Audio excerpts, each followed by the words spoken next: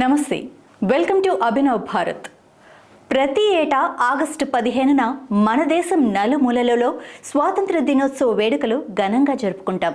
కానీ ఇదే దేశంలో ఉన్న ఒక రాష్ట్రంలో మాత్రం ఏటా 2 సార్లు స్వాతంత్ర దినోత్సవ వేడుకలు జరుగుతాయి. గోవాలో స్వాతంత్ర దినోత్సవాన్ని ఏడాదికి 2 సార్లు జరుపుకుంటారు. వినడానికి ఇది కొంచెం వింతగా అనిపించినా నిజం.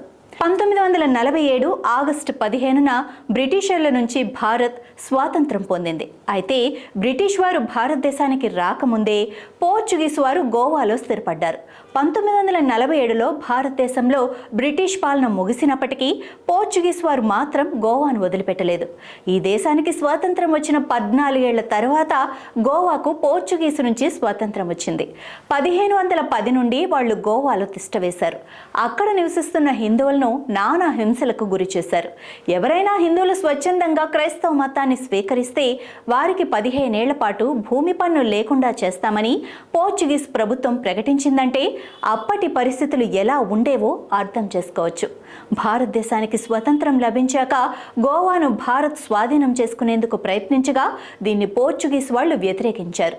ఈ నేపథ్యంలో గోవాలో స్వతంత్ర ఉద్యమం తీవ్రమైంది. పలు సత్యాగ్రహాలు నిర్వహించారు.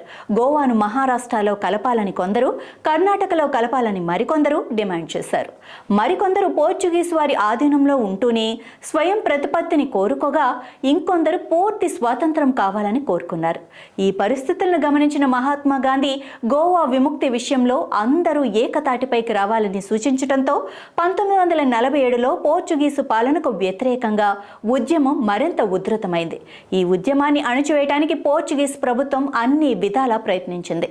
1961 డిసెంబర్ 18న నేవీ, ఎయిర్ ఫోర్స్తో పాటు 30,000 మంది భారతీయ సైనికులు గోవాపై దాడి చేసి పోర్చుగీసు వారిని గోవా నుంచి తరిమి కొట్టారు.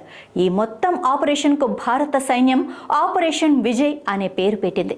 ఈ సందర్భాన్ని పురస్కరించుకొని గోవాలో ప్రతి ఏటా డిసెంబర్ 19న స్వాతంత్ర దినోత్సవ వేడుకలు నిర్వహిస్తూ ఉండగా భారతదేశంలో భాగమైనందుకు ఆగస్టు 15న స్వాతంత్ర దినోత్సవం జరుపుకుంటున్నారు.